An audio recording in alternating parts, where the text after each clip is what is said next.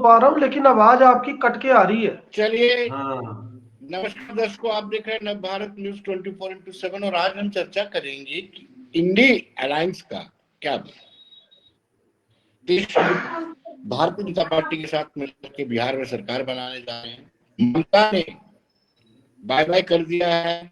भगवंत मान ने स्पष्ट कर दिया कि पंजाब की सभी सीटों पर आम आदमी की पार्टी ही चुनाव लड़ेगी। हमारे साथ हैं अजय भारती, फॉर्मर एमएलसी। अजय जी, आपका स्वागत है। आपको आवाज धन्यवाद जी। जगदीप सिंह कांग्रेस के सीनियर लीडर हैं, आप भी हैं, पत्रकार भी हैं, और आदित्य जी वाइस प्रेसिडेंट है पीपुल्स डेमोक्रेटिक पार्टी यूथ के। और आदित्य जी से मैं बोलूंगा कि रोटेशन ऑन करके फोन को हॉरिजॉन्टल कर दें। चलिए, शुरुआत में जगदीप से करूंगा। शुरुआत में जोर का झटका, ममता बनर्जी ने भी बाय बाय कर दिया, नीतीश कुमार भी साइन कर दी, उत्तर प्रदेश से भी कोई उम्मीद आपको अब नजर नहीं आ रही है। क्या कहेंगे और क्या प्रतिक्रिया रहेगी? विनोद जी, आभार। आपकी आवाज कोई तकनीकी इशू के कारण उतनी स्पष्ट नहीं थी। पहली तो बात यह कि जब हम इंडिया गठबंधन की बात करते हैं तो उपमा इंडी की जगह अगर इंडिया रहे तो उसमें कोई दिक्कत नहीं होनी चाहिए, सिवाय भारतीय जनता पार्टी के और किसी को दिक्कत है भी नहीं इंडिया अलायंस से। जहां तक सवाल आपने खड़ा किया कि नीतीश कुमार कुछ असमंजस की स्थिति जो है वो उनके मौजूदा जो दृष्टिकोण है इंडिया गठबंधन को लेकर उसे देखते हुए नजर आ रही है, या फिर आपने कहा कि आम आदमी पार्टी की तरफ से पंजाब में से ये आवाज उठी है कि हम सारी लोकसभा सीटों पर चुनाव लड़ेंगे। तो विनोद जी, मैं बता दूं कि गठबंधन जब बनता है कोई भी, अगर आप पिछला राजनीतिक इतिहास उठाकर देख लें भारतवर्ष का, तो वो बहुत सारी अलग अलग मुद्दों को मद्देनजर रखते हुए एक सर्वसहमति से अनेक राजनीतिक दल, सियासी तंजीमें एक मंच पर आती है, तब जाकर गठबंधन आकार लेता है। और इस दफा जिस तरीके की अघोषित आपातकाल जैसी स्थिति पूरे देश में बनी हुई है और जितना बेजा दुरुपयोग सरकारी एजेंसीज का मरकज में बैठी सरकार ने तथाकथित तौर पर किया है, उसके चलते मुझे लगता है कि इंडिया गठबंधन बड़ी मजबूती के साथ यथावत खड़ा है जैसा इसके शुरुआती दौर में था। रही बात नीतीश कुमार साहब की, तो जितनी जानकारी मुझे है, मैं 1 मिनट लूंगा, जितनी जानकारी मुझे है, जब लल्लन सिंह को उन्होंने बाहर का रास्ता दिखाया तो जो त्यागी जी हैं उनका स्टेटमेंट आपको ये स्पष्ट कर देगा कि ये भारतीय जनता पार्टी का प्रोपेगेंडा है। ये मैं नहीं कह रहा, mister Tyagi had said earlier. तो मेरा कहने का तात्पर्य यह है कि जब तक ऐसे कोई राजनीतिक समीकरण नहीं बनते तब तक ये कहना कि इंडियन गठबंधन में कोई रार है या किसी तरीके की कोई गहमा गहमी का माहौल है, मुझे लगता है ये बहुत जल्दी होगी इस तरीके का कोई कटाक्ष करना। चलिए अजय जी, अभी भी इनको लगता है, जगदीप जी को, कांग्रेस के लोगों को लगता है कि अभी भी जल्दबाजी में ये स्टेटमेंट दी जा रही है कि ताश के पत्तों की तरह इंडिया अलायंस बिखर गया। क्या कहेंगे? मैं क्या कह सकता हूं, मुझे खुद ही समझ नहीं आ रही, क्योंकि मैं अभी केसी त्यागी जी को ही सुन रहा था जिनका जगदीप जी ने नाम लिया। तो उनके तो इस वक्त बोल टोटली अलग है। उन्होंने तो कहा कि और वो शुद्ध मानते हैं कि कांग्रेस के कारण ही, कांग्रेस पार्टी के कारण, कांग्रेस की लीडरशिप के कारण ये जो डॉटेड अलायंस था उसका बिखराव हो गया है और अब कोई इसका भविष्य नहीं है। और सिर्फ उन्होंने बिहार की बात नहीं की, उन्होंने बंगाल से लेकर पंजाब तक की सारी बातें कही। मैं उन्हीं को सुन रहा था, अभी करंट न्यूज उन्हीं का वो चल रहा है। देखिए, मुझे लगता है कि कांग्रेस को एक चीज, खासकर जो आज की कांग्रेस है, जो अब बची हुई कांग्रेस है, इनका एहसास होने में भी देर लगी, क्योंकि गांधी जी ने तो इनको 47 में, 1948 में कहा था भाई डिसबैंड करो, इन्होंने तो उनकी सुनी नहीं तब। अब लोगों ने कहा गांधी जी की इच्छा की, उनकी आकांक्षा का पूर्ति करना चाहिए, तो बाकी पार्टियों को लग रहा था कि कांग्रेस को एहसास होगा तो ये अपना जो एक वो स्टिचिंग रोल है उसमें से पीछे हटेंगे। नहीं मान रही है कांग्रेस, तो लोग ही करेंगे उनका काम, उसमें जैसे करना होगा, लोग जैसे उन्होंने किया 5 स्टेट्स में किया, बाकी जगहों पर किया, तो ऐसे लोकसभा में भी होगा। लेकिन हकीकत यह है कि पिछले 10 दिनों से क्लियर है कि जितना भी थोड़ा बहुत रिजेम्बलेंस ऑफ एक अलायंस था, अब वो भी नहीं रहा। हालांकि भारतीय जनता पार्टी के नेता, हमारे जो केंद्रीय लीडरशिप है, उनको पहले से क्लियर था कि ये तो कभी जुड़ नहीं पाएगा, क्योंकि फिर हम कहेंगे आपको एरोगेंस है, आप दूसरे को कंसीड करने के लिए तैयार नहीं है, आपको अभी भी लगता है आपके पास पल्ले में कुछ है नहीं, फिर भी आप कहते कि नहीं हमारा ही मानो। तो ये सारी चीजें, एक छोटी सी बात मेरे ध्यान में आ रही है तो वो भी शेयर करूं आपके दर्शकों के साथ। कांग्रेस पार्टी को एक स्ट्रेटजी उन्होंने चेंज किया था, कन्वीनर बनाया था प्रेसिडेंट खड़गे साहब को, लेकिन खड़गे साहब ने कन्वीनर बनने के बाद क्या कहा, मेरे नेता राहुल जी है, जिसके कारण लोग उनसे राहुल जी को नहीं बना रहे थे। तो अगर अलायंस फिर भी नहीं टूटेगा तो कब कैसे टूटेगा, वो तो यही था ना। तो प्रॉब्लम तो थी ना सिर्फ उसी के, कन्वीनर कौन बनेगा, कैसे बनेगा, क्या बनेगा।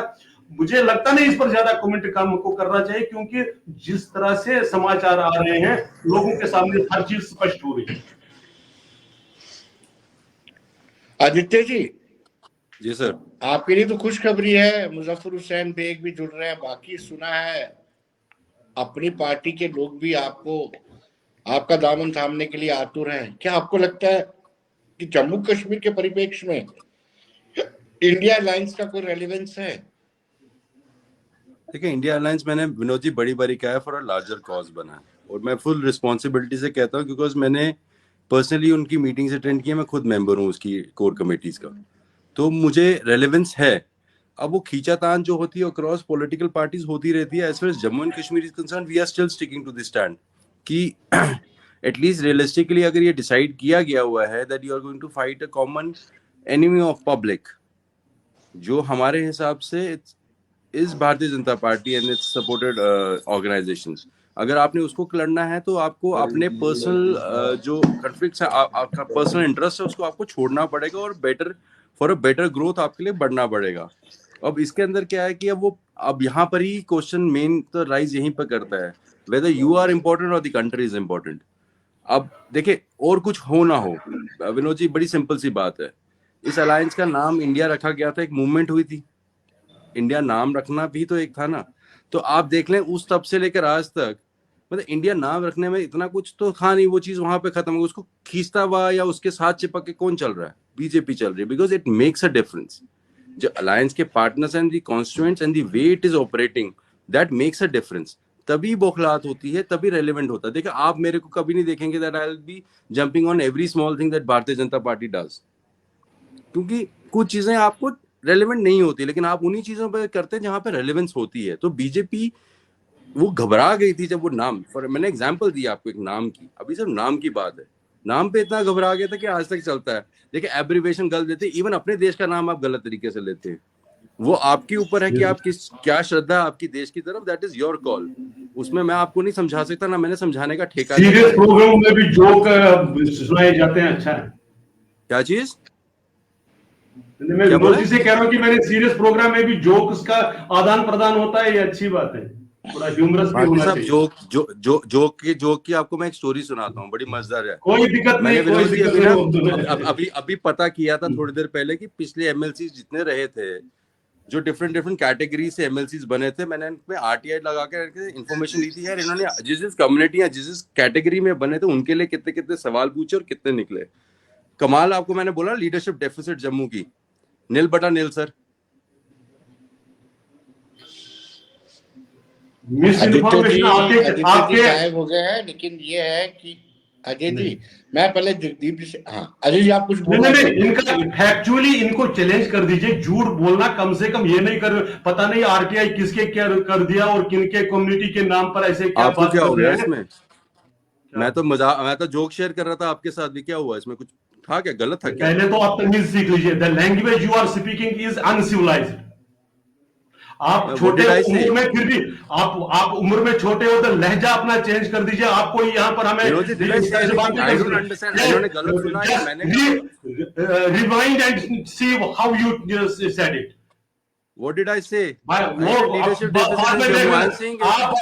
आप बाद में देख लेना उस चीज को, लेकिन जो आप यहाँ आरटीआई की जानकारी देते पब्लिक कर दीजिए, किसने आपको दिया उसको, फिर हम देखेंगे कि उसने झूठ खबर आपको क्यों दी। आरटीआई को पब्लिक कर दीजिए जो आपको आंसर जो भी करना होगा sir, I will do it. That is my आप कर दीजिए। नहीं, गलत इंफॉर्मेशन मत दे अबाउट दीजिए। व्हाट, अबाउट नील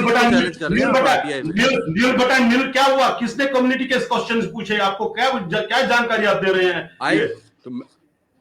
अच्छा, आपको डिटेल चाहिए आरटीआई की? ये नहीं, आपने क्या बताया? आपने बताया कि यहाँ के मेंबरों ने कुछ नहीं पूछा कम्युनिटी के बारे में, कि क्वेश्चंस रेज नहीं किए गए। किसके बारे में किए गए? ज्वारी सोर्स के बारे में उठाया हमने, चाइना के बारे में उठाया। आपको किसने सवाल पूछा sir? Did I take your name? क्या बात है, क्या जब आप होल एमएलसीज की बात करते हैं उनमें का आपको ये लगता है आप सीरियस बात कर रहे हैं? अब जब एमएलसी की बात करें, आप सिर्फ इशू को डाइवर्ट कर रहे हैं, आप उस डिफेंड नहीं कर पा रहे, समझे? अभी आप बोल रहे हैं आप इंडिया अलायंस के लोगों को कॉन्फिडेंस में नहीं लेते हैं, तो आप क्या तवक्को रखते हैं कि सारे लोग आपके पीछे पीछे घूमेंगे? विनोद जी, अजय जी, आप हेडफोन क्यों खोल रहे हैं? Aditya ji, मैं आपको I will respond to what you said. I will respond to it very nicely. just a minute please now. Aditya ji, just a minute. हाँ, sorry. विनोद जी, मैं बात रखूं अब? जी। Initially, I beseechingly supplicate to both the participants that while interacting, we must exude the bonhomie and good humor, because we are representing different political parties as a representative. तो मेरी तो ये गुजारिश रहेगी आप सबसे कि थोड़ा सा लिहाज जो है वो बना रहे, एक मर्यादा के बीच रहकर हम सारे बात करें तो ज्यादा अच्छा है। दूसरा, भारती जी ने पहली बात की, त्यागी साहब का इन्होंने स्टेटमेंट का हवाला दिया। आई एम सॉरी, मैंने नहीं सुना लेटेस्ट स्टेटमेंट क्या है उनका, लेकिन मैं एक चीज यहाँ बता दूं कि ये एक तरह का राजनीतिक हथकंडा रहता है। जब नीतीश जी खुद कुछ नहीं बोल रहे तो उनका कोई नेता अगर आके कुछ किसी तरीके का कोई पॉलिटिकल प्रेशर बिल्डअप करने की कोशिश कर रहा है तो उसको ये मान लेना कि ये गठबंधन में रह रहा है, ये मैं नहीं मानता। दूसरी बात यहाँ पर ये कही गई कि खड़गे साहब ने राहुल गांधी जी को नेता बताया, तो वो स्वाभाविक सी बात है, वो नेता बताएंगे। और मैं एक सवाल पूछना चाहता हूँ विनोद जी, आज विपक्षी दलों के इस तमाम घटक दलों में सबसे बड़ा दल कौन सा? वो कांग्रेस ही है ना, इसमें तो कोई दो राय नहीं। तीसरी और आखिरी बात, इन्होंने गांधी जी का हवाला देकर कहा भारती जी ने कि कांग्रेस को वो शायद बैन करना चाहते थे, जो मैंने सुना। तो इस बारे में पता नहीं इनकी जानकारी क्या है, लेकिन डिसबैंड करना चाहते थे। Okay, I agree on it. मैं आपको एक चीज बोलूं, अगर गांधी जी की प्राथमिकता पंडित नेहरू जी नहीं होते उनके ग्लोबल स्टांस की वजह से, तो वो देश के पहले प्रधानमंत्री नहीं होते। रही बात आरएसएस की या हिंदू महासभा की, तो सरदार वल्लभ भाई पटेल ने जरूर बैन करने की बात की थी, ये एक सच है जिससे इनकार नहीं किया जा सकता। बाकी आखिर में जो आदित्य जी ने कहा, मैं दोबारा से वो बात दोहराऊंगा कि ये जो गठबंधन बना है ये एक बहुत विस्तृत और बड़ी व्यापक सोच को मद्देनजर रखते हुए बना है। तो छोटे छोटे नेताओं की या उन नेताओं की जिनका विरोधाभास रहता है उनकी हाईकमान के साथ, उनके स्टेटमेंट्स को सामने रखकर अगर हम ये कहेंगे कि there is no more any collision in India of India, तो it means that we are not explicating the things at the right time और इन अ प्रॉपर वे। जी विनोद जी, आपकी आवाज नहीं आ रही जी। हाँ जी अजय जी, आप मुझे ये बताइए कि जब अलायंस का नाम रखा गया था तब बड़ा रिएक्शन हुआ था, अब आप राहत महसूस कर रहे हैं? आप अपना आपको इसको नहीं विनोद जी विक्ट्री बताते हैं जी? नहीं विनोद जी, देखिए मैंने आपको पहले भी और मैं अब भी दोहराता हूं कि ऑब्जेक्शन किस लिए है। ये देखिए, ये आज की अपोजिशन पार्टीज है, तब तो ये रूलिंग पार्टी, उन्होंने क्या किया, एक जिसकी वजह से गांधी जी ने, और मैं अपने मित्र जगदीप जी से कहूं कि जो गांधी जी की ऑफिशियल वेबसाइट है उनके बारे में, उस पर ये 157th डॉक्यूमेंट है, उनकी लास्ट विल एंड टेस्टामेंट उनके उससे नाम से छपी हुई है। 27 जनवरी 1948 को उनकी दुर्भाग्यपूर्ण हत्या से कुछ दिन पहले, और ये बाद में उनकी हत्या के बाद छपा था हरिजन में, इसलिए मैं कोई घर की बात नहीं, बिल्कुल गूगल करेंगे आपको सभी मिलेगा। 27 जनवरी 1948 को ये उन्होंने विल लिखी थी नया कॉन्स्टिट्यूशन पर, उसमें लिखा था कि भाई हम उसको डिसबैंड करना चाहिए, लोक सेवा संघ बनाना चाहिए। खैर मुझे उस पर नहीं कि वो तो ऐसे, that is by the way. लेकिन देखिए इस जो बची हुई कांग्रेस थी, इन्होंने क्या किया, इन्होंने अप्रोप्रिएट किया फ्रीडम स्ट्रगल को। Congress before 47 was an platform for all nationalists, इसलिए उसको अप्रोप्रिएट। ऐसे ही जो राष्ट्रीय ध्वज था उसको पार्टी का ध्वज बना दिया।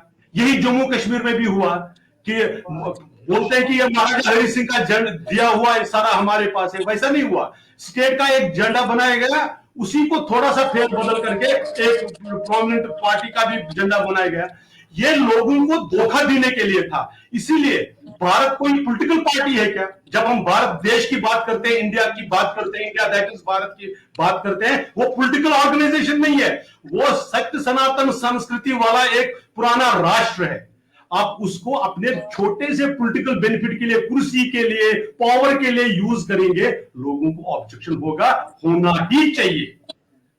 ये उस कॉन्टेक्स्ट में है। बाकी आप कुछ भी लिख लीजिए, आप जब आपको ऑब्जेक्शन हो, आपने उसका नाम क्या बताया? क्या ये भारत का नाम था? तो इसलिए उसको डॉटेड अलायंस लोग बोलते हैं, गुमंडिया अलायंस बोलते हैं। फिर जगदीप जी ने कुछ इश्यूज नॉर्मली उठाए कि अलायंसेस में ऐसे सारे होते हैं, हो सकते हैं। उससे पहले टेंशन था, वो विदिन टेंशन था कि कन्वीनर कौन बनेगा, वो बनेगा, ये बनेगा, उसमें था। लेकिन अब वो नहीं है, वो स्टेज क्रॉस हो गई है, अब ट्रूथ है। आप देख लीजिए ना क्या हुआ।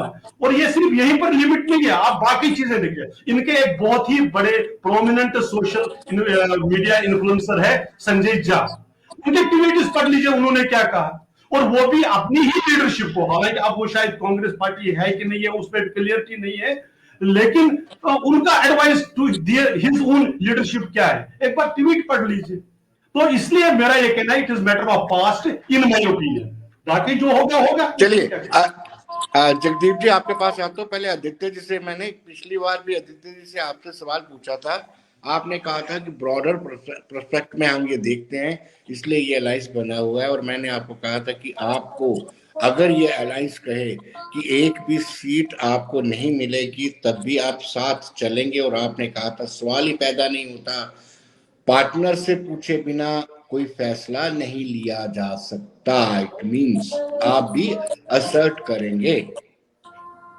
ऑब्वियसली सर, इलेक्शन है, वो हर पॉलिटिकल पार्टी का वजूद ही इलेक्शन से होता है। हम तो, मैं देखो as a political thinker I feel कि जम्मू कश्मीर में हर party including BJP, Ajay ji भी एग्री करेंगे, अनटिल इलेक्शंस नहीं होंगे तो आप पार्टिसिपेशन नहीं होगी, लोगों का मूड नहीं पता चलता, सेंस नहीं पता चलता, कार्टर नहीं बनता। तो लीविंग दैट असाइड, लेकिन ऑब्वियसली अगर ऐसा तो होगा नहीं ना कि हमें पूछे बिना ही हो जाएगा। एक तो हम भी करेंगे, असर्ट क्या करेंगे, मतलब कि we also have a ground. कोई ये तो है नहीं कि बिना ग्राउंड के ही आप असर्ट करेंगे। अगर हम एक पर्टिकुलर सीट के लिए या दो पर्टिकुलर सीट्स के लिए हम अगर दावेदारी करते हैं, फॉर दैट मैटर तीनों करते हैं, there has to be ground. See everyone has a reason for putting अपना अपना क्लेम। हर एक आदमी अपना अपना क्लेम डालता है ना विनोद जी। अब उसमें क्लेम कौन सा भारी है वो अल्टीमेटली डिस्कशन पे डिटरमिन होता है। उसमें आई डोंट थिंक कि कोई दो राय है। मैंने आपको पहले भी बोला, जम्मू कश्मीर के अंदर यहाँ पर इंपॉर्टेंट है कि maturity of leadership very important है।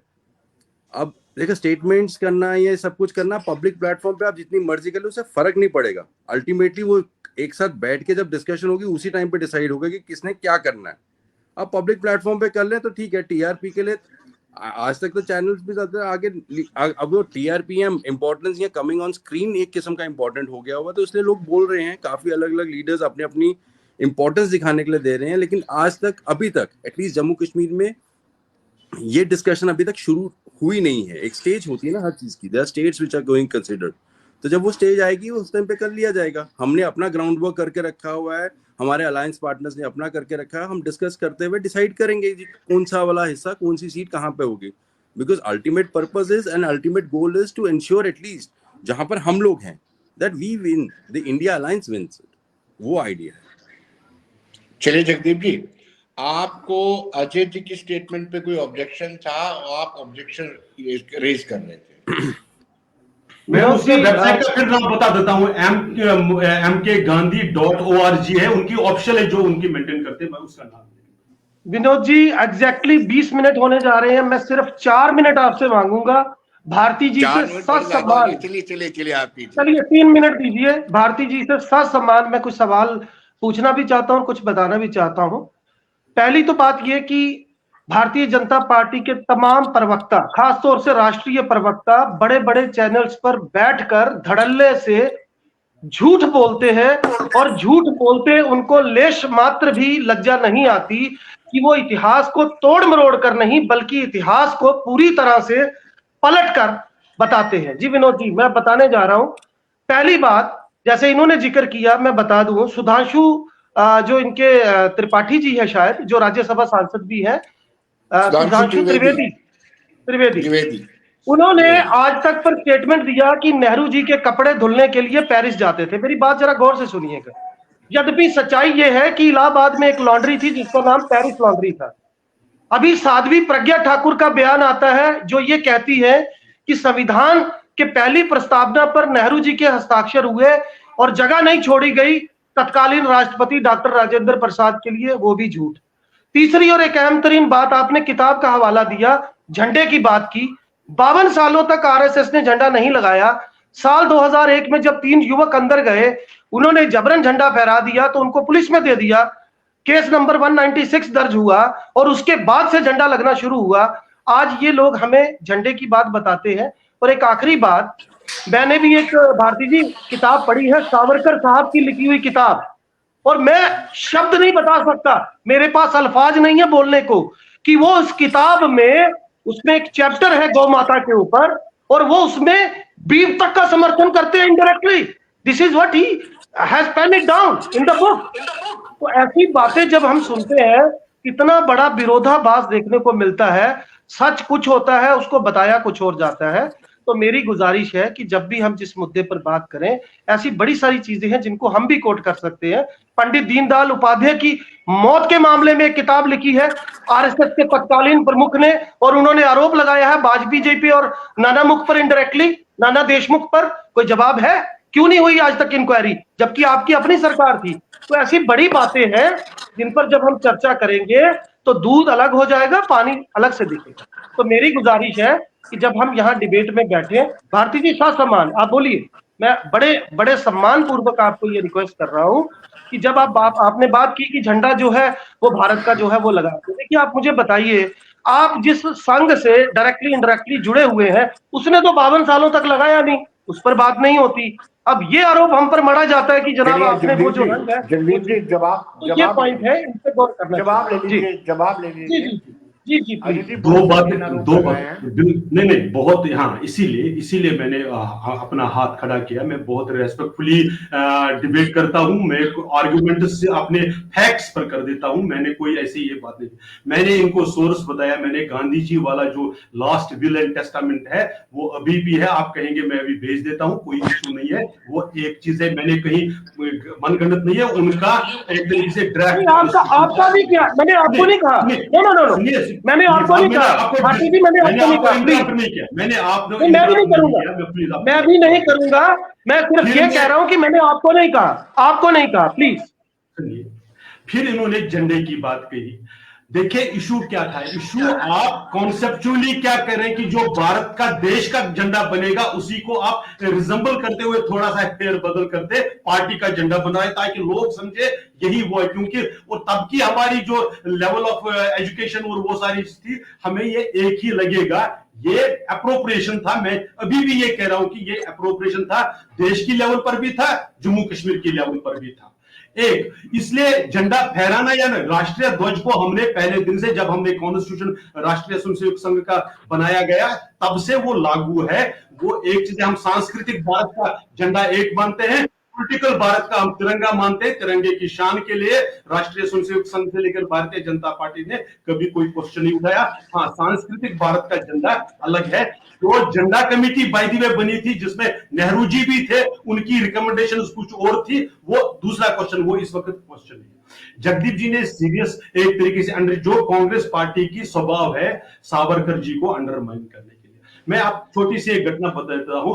मानिक शाह साहब एक प्रोग्राम में बता रहे थे उनके बारे, सावरकर के बारे में, उनके क्या व्यू थे सावरकर के बारे में कि किस प्रकार का देशभक्त, किस प्रकार के उन्होंने देश की आजादी के लिए किस प्रकार से लड़ा, काला पानी कितने कांग्रेस के लीडर्स को मिला, कितना बाकियों ने सहा, इस पर मैं इस वक्त नहीं कहूंगा। लेकिन सावरकर का अपमान ये जचता नहीं किसी भी राष्ट्रनिष्ठ व्यक्ति को, ये मैं बात करना चाहता हूँ। भारती जी, जो किताब है वो सावरकर जी की लिखी है। फिर मैं कह रहा हूं, आप सुनिए, आप पूरा करने दीजिए। आपने जो उन पर आरोप लगाया, मैं उसको इसलिए नहीं छेड़ रहा हूं कि आपने बीप से लेकर वहां तक ये कहा, उसके नाते कर फिर आप नेहरू जी की क्या बातें करें। मैं इसलिए कॉन्टेस्ट नंबर 1, मैंने वो किताब सचमुच नहीं पढ़ी है, ऑनेस्टली बता रहा हूं, मैंने नहीं पढ़े, इसलिए मैं नहीं कह सकता। मुझे उनके बीप के बारे में व्यूज से लेना देना भी नहीं है। उन्होंने जो देश के लिए कष्ट उठाया, उन्होंने जो काला पानी किया, उन्होंने जो he was the first person जिन्होंने 1857 की लड़ाई को आजादी की पहली लड़ाई बताई, इस प्रकार का हो गया। उन्होंने लंदन जाकर जिस प्रकार से एक्टिविटीज की ब्रिटिश के खिलाफ, उसका दूसरा सानी मिलना बहुत है। देखिए, बहुत सी अंग्रेजों को मित्र बनकर उनके साथ अच्छे जेलों में रहकर पॉलिटिकल एक्टिविस्ट बनकर रहना एक बात होती है, लेकिन काला पानी का कष्ट उठाना कोई और बात होती है। वो अभी मैं फिर कह रहा हूं, इंडिया का नाम जो आप लोगों ने दिया उसको इंडिया ये किस लिए था? ये लोगों को धोखा देने के लिए था, धोखों का वर्गला न देना, ये उचित नहीं था। मैं अभी अपनी पर्सनल व्यू में भी और बाकी पार्टी की तरफ से भी कहते ये उचित ही नहीं रहता था, क्योंकि आपको अपनी स्ट्रेंथ के बारे में डाउट है। मेरा सिर्फ उसी को कहना है कि ये सिर्फ उस स्ट्रेंथ के बारे में डाउट था, इसलिए आप लोगों ने ऐसे नाम का सहारा लेने की कोशिश की। लेकिन आज की जनता इसको समझती है, इसलिए वो इस चीज में, इस वर्गलावे में नहीं आते, क्योंकि आपके एक्शंस पर, आपके कहने के ऊपर। आज ही आप अगर याद होगा, आपके जो यात्रा चल रही है उसमें सुधींद्र कुलकर्णी को ले, उन्होंने बाबा साहब अंबेडकर का अपमान किया और सैम पिट्रोडा उन्होंने उसको एंडोर्स किया। तो आप जो नेशनल आइकन से, एक परिवार को छोड़कर कोई भी नेशनल आइकन हो, आप उसको ये मानते, उसको आप इज्जत ही नहीं करते। आपने सिर्फ एक बात और की, उसका जवाब देते हुए मैं अपनी बात को समाप्त करूंगा कि गांधी जी ने इनको एंडोर्स किया। लेकिन आपको यह भी मालूम है कि जो मेजॉरिटी ऑफ जो कांग्रेस पार्टी की जो रीजनल पार्टी थी, स्टेट यूनिट्स थे, उन्होंने पटेल जी को रिकमेंड किया था, नेहरू जी का नाम किसी ने नहीं लिया था। लेकिन वो उसको ही तो मैनिपुलेशन कहते हैं ना, गांधी जी का इतना बड़ा औरा था, उन्होंने कहा नहीं। गांधी जी ने तो, उनके कहने पर तो सुभाष चंद्र बोस को भी प्रधान कांग्रेस की प्रेसिडेंटशिप से इस्तीफा देना पड़ा। तो वो भी तो एक हिस्ट्री है ना। तो इसलिए उस चीज को ये नहीं कह के उनको एंडोर्स किया गया, जनता उनके साथ नहीं थी, ये क्लियर है, लोगों को जानकारी। चलिए अजय जी, अब मैं 2 सवाल पूछूंगा जगदीप जी से। जगदीप जी को आपकी स्टेटमेंट से कोई ऑब्जेक्शन भी है, वो बात हाथ उठा रहे थे। एक तो ये है कि आपने झंडे को अपनी पार्टी का झंडा, तिरंगे को अपनी पार्टी का झंडा बनाया, मान लेते हैं। अलायंस बनाया, इंडिया अलायंस, भारत का नाम इंडिया। और तीसरा, नेहरू परिवार से आप गांधी परिवार तक कैसे पहुंच गए, ये थोड़ा सा लोग जानना चाहते हैं। बिल्कुल, आप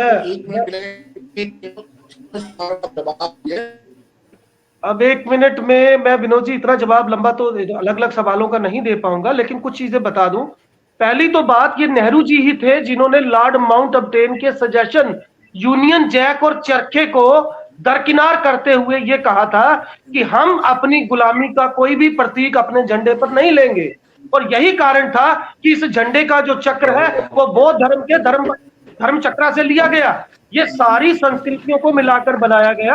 और मैं पूछना चाहता हूं, ये गोलवलकर साहब ही थे ना जिन्होंने ऑर्गेनाइजर में उस तिरंगे के 3 रंगों का विरोध किया, जिस पर जवाब दिया पटेल साहब ने कि हम त्रिमूर्ति की सभ्यता है, ब्रह्मा विष्णु महेश को मानने वाले लोग हैं, तो इसमें कुछ भी अशुभ नहीं है। जो कि आपकी पार्टी यानी कि आरएसएस के पहले जो वहां पे अध्यक्ष थे गोवलकर साहब, मैं जो बता रहा हूं ये ऑन रिकॉर्ड है, ये सुन लीजिए पहले। दूसरी बात, आपने किताब की बात की, मैं आपको वो किताब भेज दूंगा जनाब। उसमें अगर आप बात करते हैं कि सावरकर साहब की विदेश यात्रा की आप बात करते हैं, तो वहां भी बड़ी सारी चीजें हैं। यहां तक सवाल है कि उनकी महिला मित्र को लेकर जो कि डबल एजेंट थी, तो ये बड़ी बातें हैं। जब आप इतिहास में जाएंगे तो चीजें कुछ और निकल कर आएंगी। मेरा सिर्फ इतना कहना है, जब हम बात करते हैं, और देखिए एक आखिरी बात मैं बता दूं विनोद जी, कितना बड़ा झूठ भारतीय जनता पार्टी के नेता और प्रवक्ता बोलते हैं कि पटेल साहब को वोटिंग जो थी वो ज्यादा थी। वो वोटिंग थी किसकी? ऑल इंडिया कांग्रेस कमेटी की, ना कि प्रधानमंत्री पद के लिए। अब आप ही के एक प्रवक्ता ने बहस में ये बोला कि प्रधानमंत्री पद के लिए वो वोटिंग थी, तो ये तो झूठ है ना जनाब। मैं कोई गलत बात तो नहीं कह रहा, जो इतिहास में लिखा है उसी को अगर पलट कर बोला जाएगा। अब नेहरू जी देते थे लॉन्ड्री में कपड़े धुलने को, पेरिस लॉन्ड्री में इलाहाबाद, तो आपके प्रवक्ता नेशनल चैनल पर बैठकर बोल रहे हैं कि वो तो पेरिस भेजते थे कपड़े धोने के लिए, जबकि तब तो कोई हवाई रास्ता भी नहीं था इंडिया से फ्रांस जाने का। तो मतलब कहने का ये है कि हमें बात बीच में गायब हो गए थे आदित्य जी कुछ कहना चाहते हैं? आदित्य जी, समय कम है, आप बीच में से आप टेक्निकल नेट की वजह से निकल गए थे।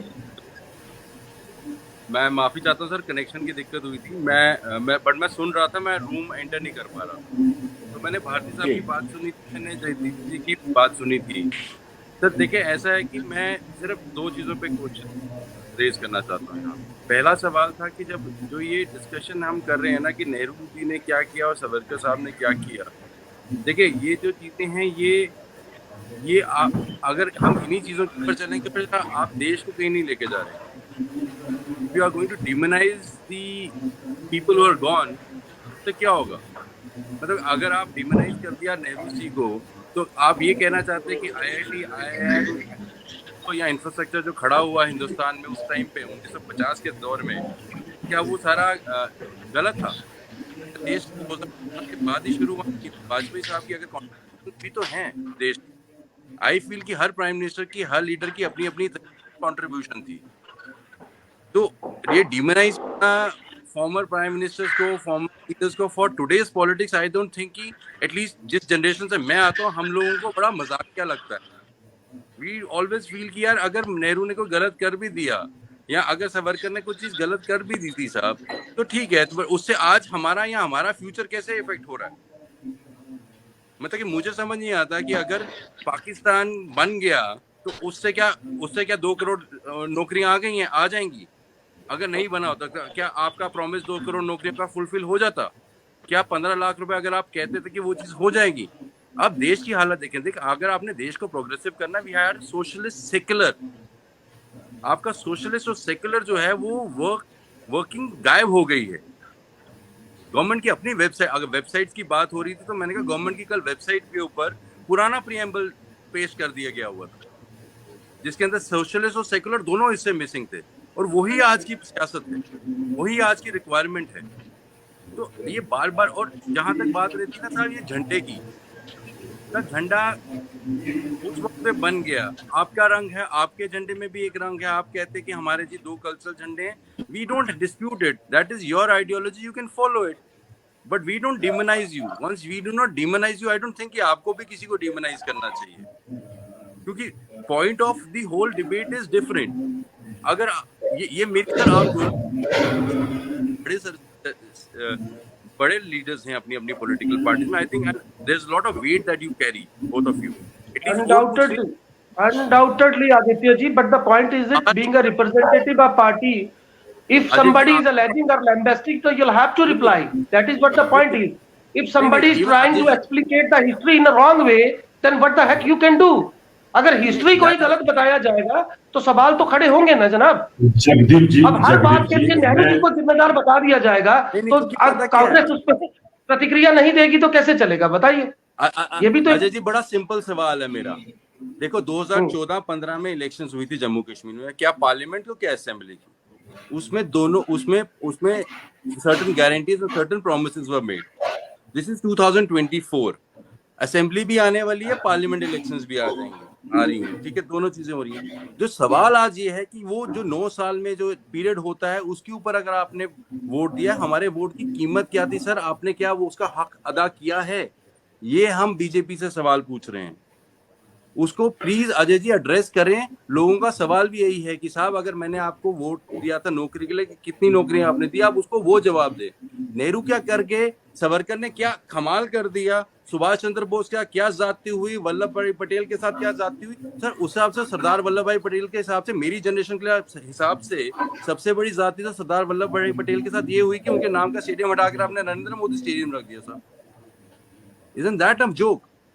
क्या जगदीप जी हम बोले ना, मेरा पॉइंट ये है, मेरा पॉइंट है ये चीज़ मेरा देखिए, सबसे पहले जो आपने कहा ना कि वो प्राइम मिनिस्टर के लिए नहीं था, पार्टी के लिए था, मैं याद हूं, मैं अभी वही ये निकाल रहा था कि ये 47 से पहले था कि जो कांग्रेस का प्रेसिडेंट बनेगा वही प्राइम मिनिस्टरियल ओथ लेगा। जिस तरह से आज आप लेजिस्लेटिव काउंसिल के जो मेंबर्स होते हैं,